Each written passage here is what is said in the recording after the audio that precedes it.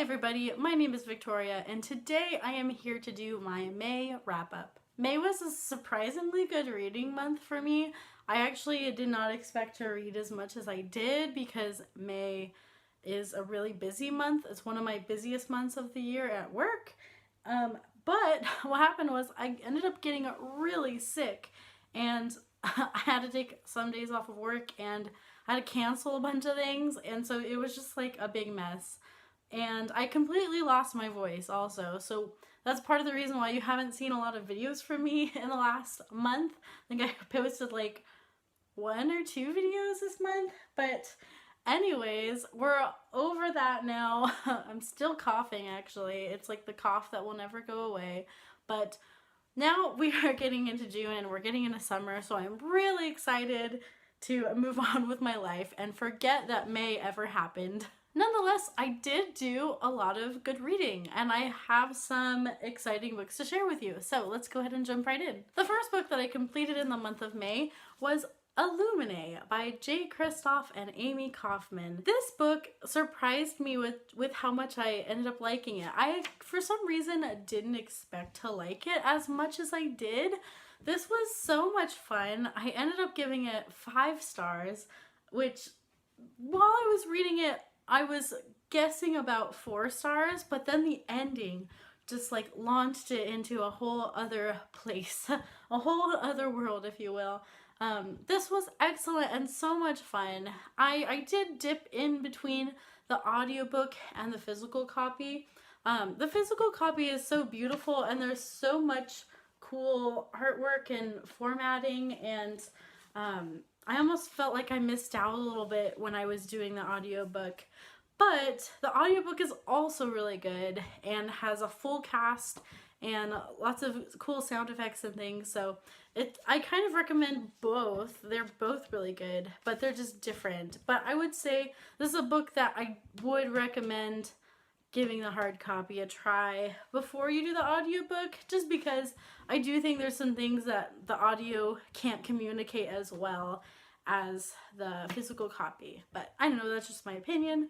But anyways, Illuminate was great. I really enjoyed it. But this book follows 2 main protagonists, Katie and Ezra, and they are caught up in a sort of space attack conspiracy, and they have to kind of figure out what's going on. So we open the book with their planet getting attacked by this evil company called Baytech. And so we have to figure out what's happening through a series of documents, and some of them are like audio documents or like files and radio transcriptions.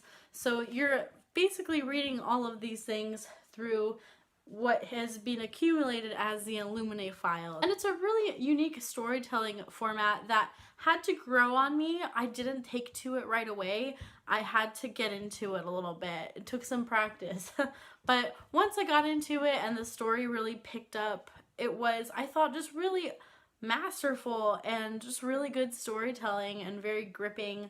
Definitely a page turner kind of a book. So if you haven't picked up Illuminate, I definitely would recommend it. I've seen that it's not for everyone as far as the formatting. Some people just can't get into it because of the different like documents and things you have to sift through. But I think it was just really unique and refreshing. So I'm really excited to get to Gemina, which just came in the mail a few days ago. So I'm excited to get to the second book and continue on with the series. The second book that I finished in the month of May was one that I have been reading for a long time. Since, March I think is when I started this book? Maybe end of March. But that is The Priory of the Orange Tree by Samantha Shannon. I finally finished this. It took me a couple months. This book, I really wanted to love it more than I did. I ended up giving this book 4 stars. And this was definitely a book that I had anticipated would be 5 stars. The premise sounded so amazing and the world is really cool. And I was really into it at the beginning. I would say this is a book that, unlike Illuminate, where I was not sure about it in the beginning and then it grew on me, this one I was into it in the beginning and then it kind of dragged on, and honestly, this could have been and probably should have been a series. I'm not exactly sure why she decided to have it as a standalone. I actually thought as a series this could have been a little bit better paced. My main problem with this book was the pacing, and that we have a lot of detail and build up, and then the actual important events in the book and important moments are kind of rushed through. And because of that uneven pacing, it left me feeling a little bit lukewarm about the whole world and the characters, especially the characters. I would say the world is very colorful and it's a cool fantasy world. It's one that I would like to revisit. However, the character work I thought was lacking. I wasn't really connected to the characters like I wanted to be. And if something bad happened to them, I was just kind of like, okay. Which I never like feeling that way in books because I very much want characters that I'm going to love. So this just didn't quite hit the mark for me. I actually have a whole video about this where I explain the pros and cons of this book, and I'll go ahead and link that in the cards. But yeah, if you would like to check out my book review on that, go ahead and head on over there. The next book that I picked up in the month of May was a complete home run for me, and that was Catching Fire by Suzanne Collins, the second book in the Hunger Games trilogy. If you don't know this about me, I'm reading The Hunger Games for the first time. It's kind of embarrassing to say, but I had not read The Hunger Games up till now, and I'm 29 years old. So I don't know what I was doing when this came out, but I don't know. I missed it somehow. But the second book, man, this just was wonderful for so many reasons. I thought that this book was really well done because the stakes just were raised, and the stakes were already, this is already a sad dystopian universe, and you just want your favorite characters to be okay, and this really just threw everyone back into the mix of, oh my gosh, no one's okay. This is a terrible world, and it's a world you would never want to live in. But this book was so good. I really liked that we spent a lot of time in District 12 with Katniss and her family. We spent most of the book actually there, and I actually really liked the development of that and seeing their world and kind of their daily life and how it was different from the games, and the glamour and the fame that Katniss now has. And you see her struggle with that and reconcile with that. Talking about this book is kind of conflicting for me because I know that a lot of people have already read these or seen the movies. You kind of know it already, but I still don't want to give any spoilers. So I'll just say that the things I liked about this book are that we spent a lot of time getting to know District 12 and seeing them interact in normal daily life, and seeing how fame is affecting Katniss and affects how the people around her and how her family view her and treat her and how the world treats her. I thought that was an interesting exploration of Katniss's character. Yeah, I won't go into much more because it is the second book, but even though I'm sure everyone knows already, but I just thought this created really a high stakes for the characters, and it made me root for them a lot more.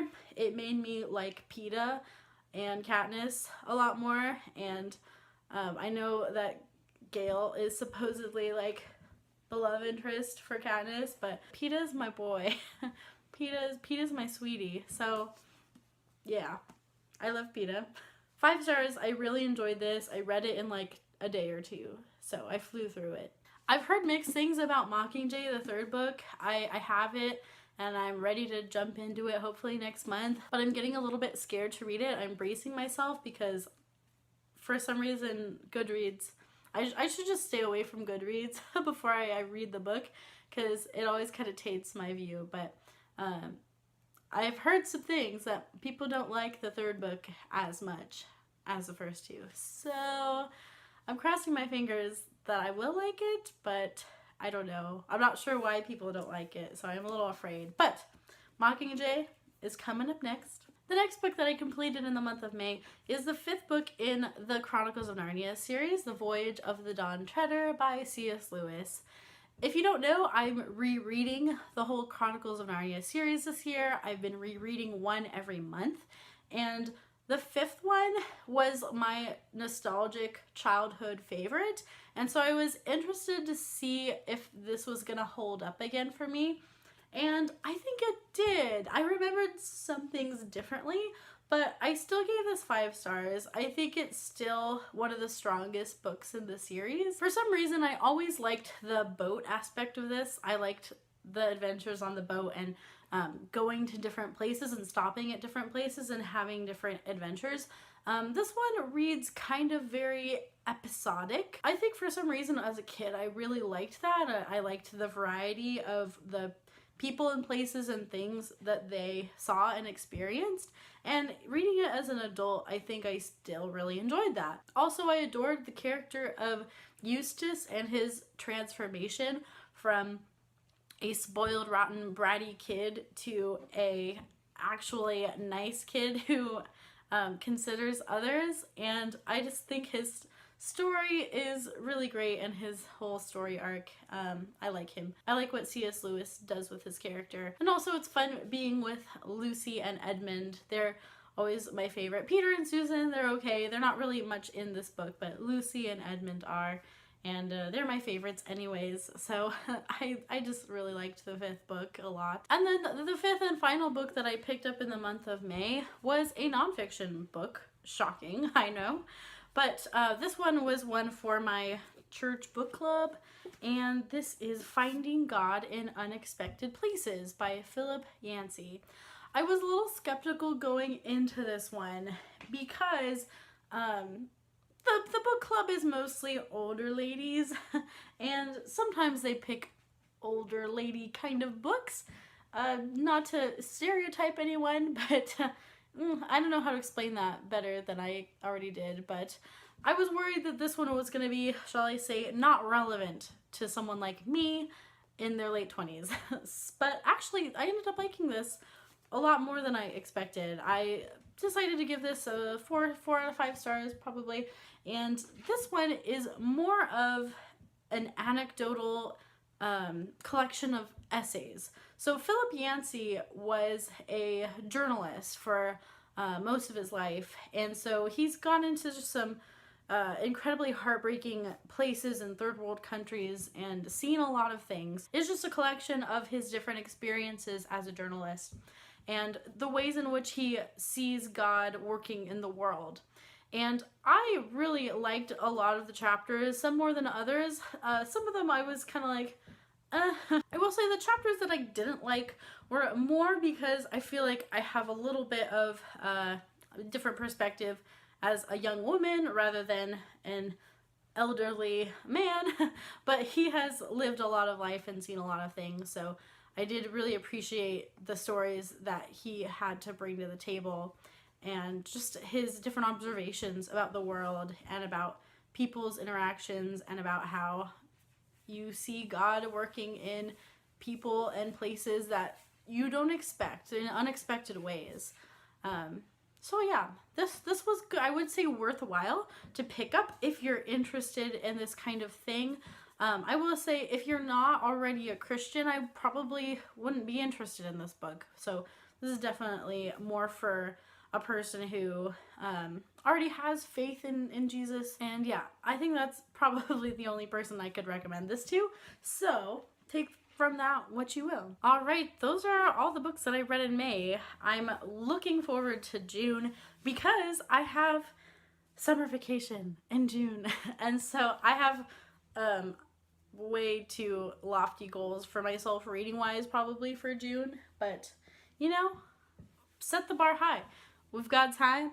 We're not going to work in June, so it's gonna be good. I mean, I'm still probably gonna keep myself busy doing other things, but I'm ready to read in the month of June. So stay tuned for my June TBR, which I will post hopefully in a few days. And hopefully in June you see more videos from me as well, because May was just, it was just a mess. So in June I hope to post at least 2 videos a week. Wow, I know, 2 videos a week, but that's as best as I can do, really. I hope you're having a great day wherever you are in the world, and I will see you in my next video. Bye-bye.